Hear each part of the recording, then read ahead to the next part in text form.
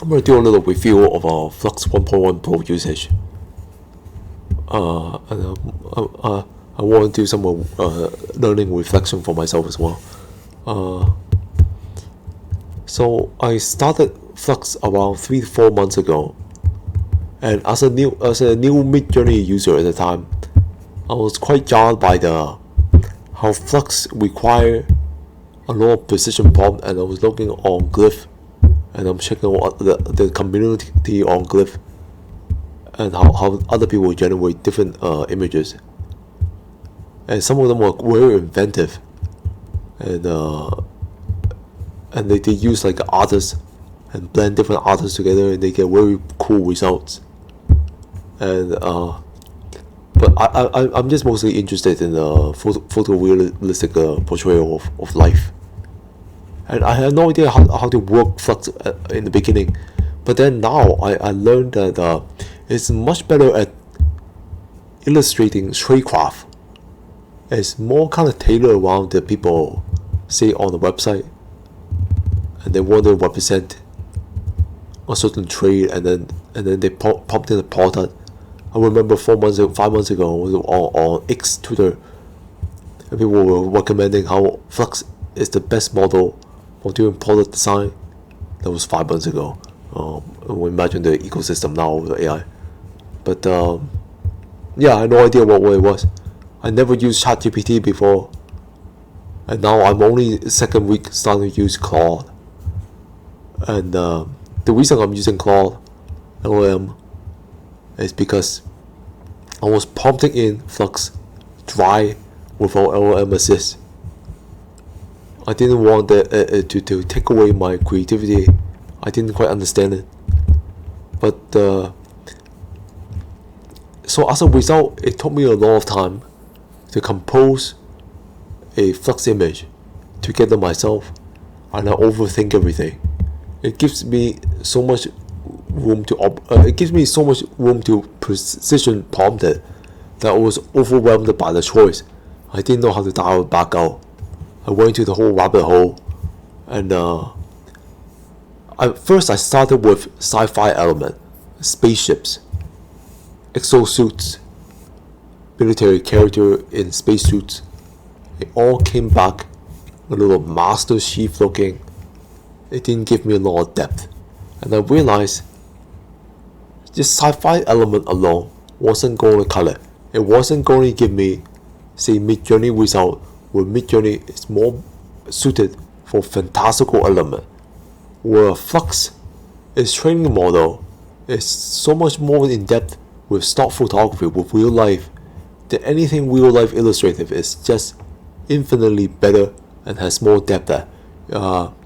I'm deep diving into as a result of noticing the sci-fi element weakness real life, and I'm more of a fantastical storyteller, but I find that the platform is dictating that I turn to this, where I'm just culturally representing a life, and that has been helpful for me, at least, where the model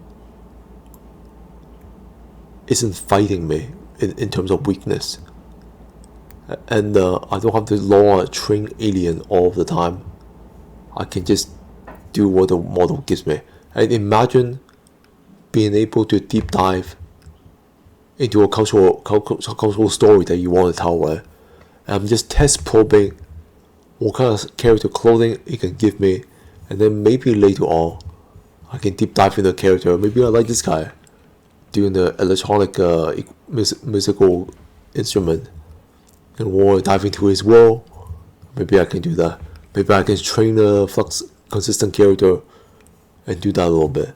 But for right now, I'm just going through the whole world, all the cultural represent, and try to see what I like. And I'll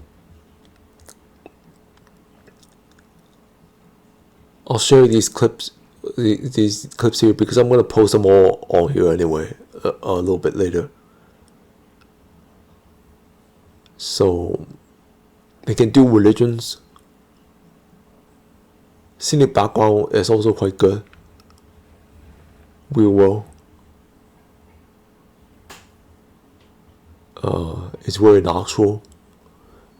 You don't get stuck with stock photography if you prompt in the word cinematic in the front. I prompt in cinematic realism because I'm afraid that it might, if I don't prompt in realism, it will put me into like a drawing or something. And I don't quite like the drawings in Flux. I think Midjourney is much better when it comes to stylized drawings. And I'd be rather disappointed with what kind of 2D drawing it can give me. It's not very good with magic spells. If I have a fantasy character and I want to wave magic spells, Midjourney is a better tool for that. Where Flux can take you there with photorealism, the way Midjourney, even at version 7, can't quite seem to give you the color vibrancy. Version 7, all version 7 images looks a little moody. We're in Flux 1.1 Pro, which is about 7 months old now. It's more color vibrant, but you can also argue that Flux is much more expensive to generate per image than the unlimited plan Midjourney, where you can spam it all you like. But I'm chasing the color vibrancy too. I specifically went on the Flux platform for the color vibrancy, for that photorealism, and I want to hold it as much as I can. And that's my own usage on it. I quite like this scene here, where I pumped in a dynamic diagonal, and then that dictated the background to be a little curvy, little angle on the side coming at you. For this one, I say the camera angle is a little bit elevated and give me a little bit top down look at the water. I'm still testing all the elevation camera, but it's quite controllable. Well, with Midjourney, you can't do full body because if you type in full body, it won't listen to you. This scene here, I will type in a symmetry background. For the whole scene, I want perfect symmetry. And it gives me that every single time. And the word you prompt in is incredibly powerful. I spent 9 days last week just studying photography, and I find that to be immensely helpful. And as I was studying photography, I was just testing it. These scenes are balance composition. You see, it's a 1-2 frame, 1-2 frame, 1-2 frame, 1-2 frame. I tried like 8 of them balance composition, and every single time it gave me a balance composition, and it was kind of nice that I could get the predictable result that I wanted. I don't know if Midjourney allows these kind of photography composition. I haven't tried. And Midjourney is also a very poor place because it doesn't always listen to prompt, because the training model gonna do its own thing. That even if I've learned the composition and I try for it, it's a bad place to learn it simply because it doesn't register worldwide in Flux. I found it immensely helpful to both learn about photography and then interact with it in a Flux level. It's so precise that the interactive engagement is so, the feedback is so good that I get what I popped in and I get the noticeable different results, and I'm learning. I don't have to worry about Midjourney prompt adherence is weighted something like 6 out of 10, where Flux is somewhere like 8.5 or something. It's at the top. Weave and the ideogram is a lot better now on prompt adherence. But Flux, when it's good, when it's at its strength, when it's doing its photography composition, it's very good at listening to what you are asked it to do. This platform is all in on photography anyway. It's making its bang on photography, and then it's been beautiful playing around with a strong suit. And there's, yeah, let me see.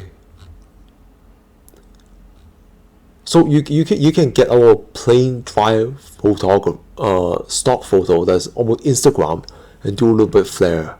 That's what I find. And you don't always have to be too precise because the model can set up the scene for you, right? Sometimes even if you don't want the cultural clothing, setting up a scene like this, just a man or mountain looking up the mountain at a certain kind of level of sky, you can almost get away with a kindergarten level sentence prompt if you're on a rush, if you're in a hurry. I can simplify it too, but I find that a long paragraph is better for composition control purposes. But it's quite a hurdle to get to comprehending how to prompt it in at bulk, because say I wasn't even a LLM user, and now I am, and now I'm an LLM user for about 2 or 3 weeks now. I'm starting to understand what kind of prompt I can prompt it, where LLM figure out a different variable for me. Like for these scenes, I ask it to do atmosphere and mood, so you can see the color palette. I'm using it for all it's worth. And the atmosphere and mood, I spent 500 images just to learn what the atmosphere and mood was doing. And now that I've went through that gauntlet, I kind of let the LLM do it for me. I kind of don't care so much. This is my second month logging in Flux for 500 images, and I'm no longer playing with the mood. For scenes like these with an overall theme, I usually just type in the word euphoric, and then vibrant, because I like the color vibrant that the vibrant mood gives me. And then sometimes if I want it extra expressive, I will double type the word euphoric and then joyful, and I keep the word vibrant to keep the whole thing together. If you interchange atmosphere and mood too much doing a continuous story theme, it's almost like you go in Midjourney and you're messing around with the mood board, which is kind of what the mood board in Midjourney is. The mood board in Midjourney is the Flux mood modifier. It's about the same. It's the color palette in the scene. And so without the mood board, just type in the same mood modifier, and you kind of get the same result. And that's been working quite splendid for me. And that's also one of the way where you get an additional cinematic emotional code, which a cinema motion picture needs. Without the mood modifier, it becomes so dry and it doesn't feel like a story invoking picture. It doesn't feel complete. And I tried it out. It just gave me a plain photorealistic Instagram, like almost a still life picture, and it has no emotion. I was doing the sci-fi skit. The first 2 months I went with a mood modifier. It became so dry, I went back to Midjourney. I started typing different directors that I like into a scene just to get the cinematic code. Where now I come back from Midjourney after playing around with the cinematic capability of Midjourney, which is known for, which is at the best Midjourney is at cinematic composition. It looks more cinematic. It has that cinematic lens there. It's better than Mystic. It's better than Flux. And I come back. I'm trying to do the same. And this is my way to work around. Always prompt atmosphere mood modifier. If you don't know it, let the LLM do it for you. But it's best if you know how to tune up yourself and get the emotional color that you want. And then that's one of my takeaway.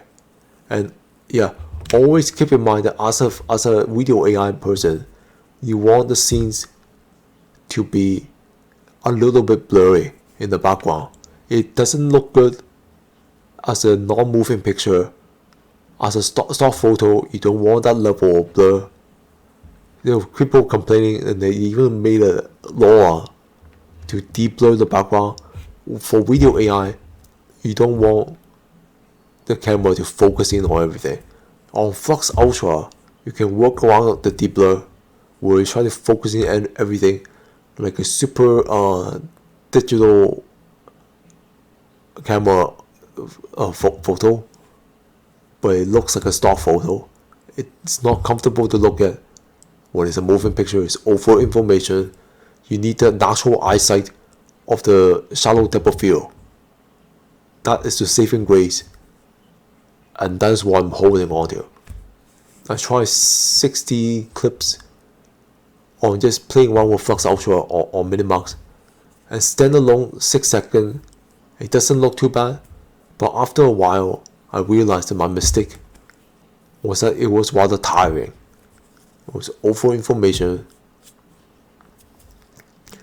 and you want the audience to stay with your story for around two full minutes or so. You want the audience retention, and without the motion, without the shallow depth of field, you're not going to get it. It's too worrisome on the eyes. It's not natural, and sometimes for naturality, prompting in lenses like 35mm or 50mm is a good standard. 50mm I find that works for most scenes, where 35 is when you want close-up scenes. And most of these I didn't even start using the camera lenses. It doesn't really matter too much. Just because you can prompt in everything doesn't mean you always have to. Sometimes you can get there without giving it maximum precision, but sometimes you want a specific look, specific angle, specific distance. The different camera lenses start to become relevant. Only if you want something specific, then you can waste it, then you can put in the time. But then there's a way to streamline how you get the image without overspending time, without overspending precision. And that's also the final touch I'm learning. And then it's so precise that sometimes you can tune the scenes where it conflicts itself. So when I wanted say I wanted this scene, I have diffuse lighting in the back, where I just want a little bit softness to the lights, and it's a little bit diffuse. And so for the character, I don't want a character to be too hard contrast. I didn't type in the word hard contrast. If you type in the diffuse lighting and then hard contrast, these are two contradictory elements of our lighting scenes, and it will give it to you, and it won't make sense. So you make sure that when you're doing lighting, that you go under the list of, if you're gonna go the overbalance of hard contrast, then type in supplementary hard contrast prompt. If you're gonna go soft, then if you're gonna push for a difference, at least go middle ground where it makes sense, and then the scene will be cohesive, and we won't break it, because you can't break it. The AI is precision based. It can give you different element that doesn't go together. If it's natural sunlight, most of the time I just let the AI figure itself out, and that's okay too. Where is it all that useful to add? If you just go natural sunlight, broad daylight, it will kind of give me the correct shadow without me prompting for it. For this one, I added more shadow to the character on daylight, and it sort of set up the scene with a little bit sunset too, and the shadow kind of work off the sunset, and that's been quite helpful. If it makes sense and it contributes together, it probably can work quite well. For nightlife, it's okay to go a little bit hard contrast, because you're running off a sharp light and then dark background, and that makes sense. You're blending in different elements, and you're blending in very well. There's a trick to it, I find.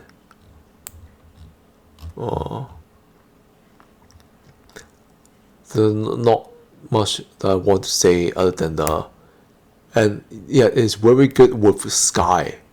Flux is very good with sky.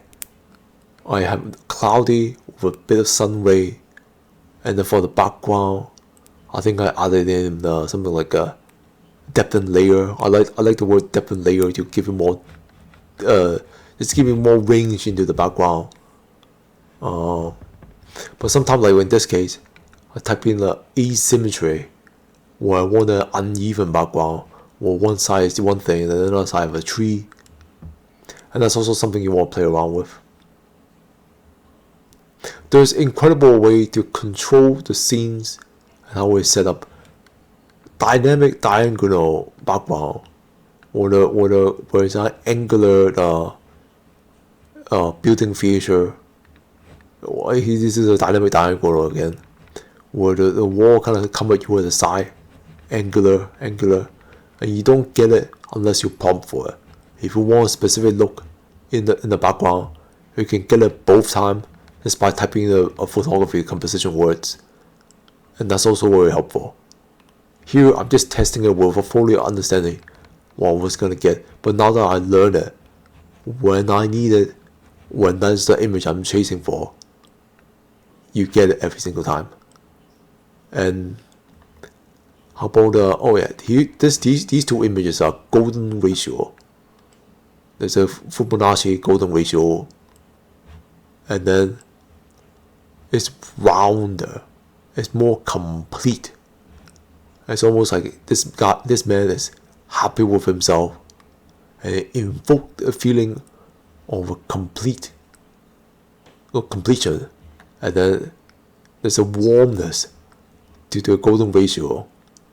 Where in this one, it's golden triangle, triangle composite.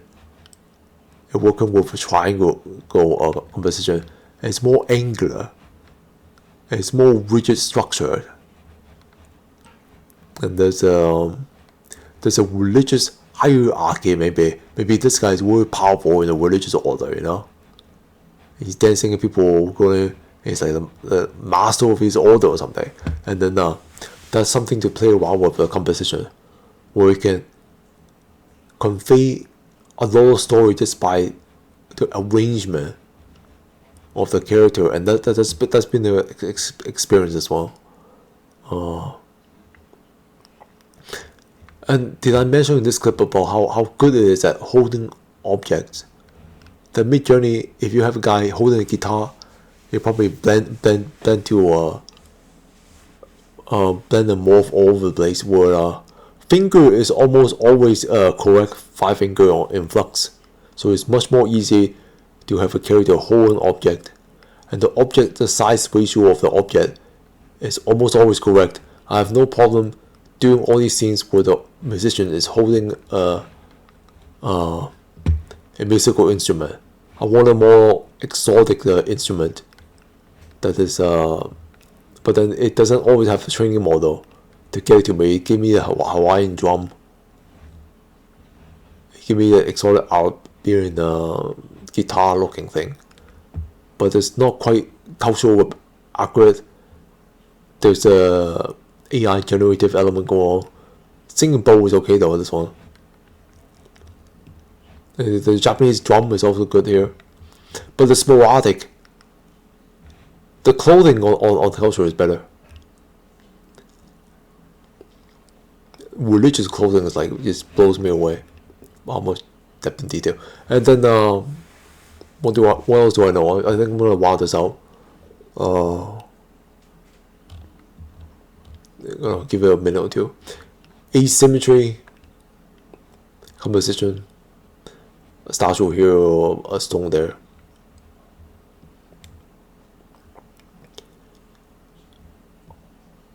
Sky, the red sun, the dust position. There's some depth and layer I did, can't quite seem to remember. Depth and layer is just deeper into the background.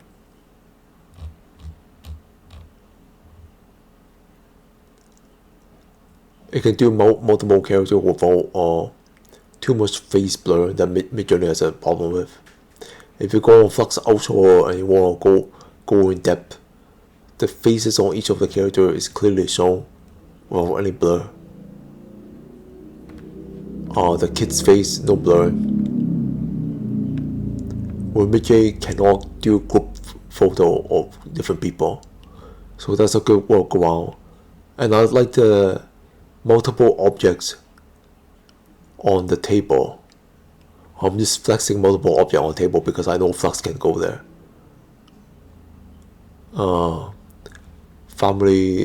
of family member eating. If you go standalone and just do the table, you can do a few more objects than the Midjourney.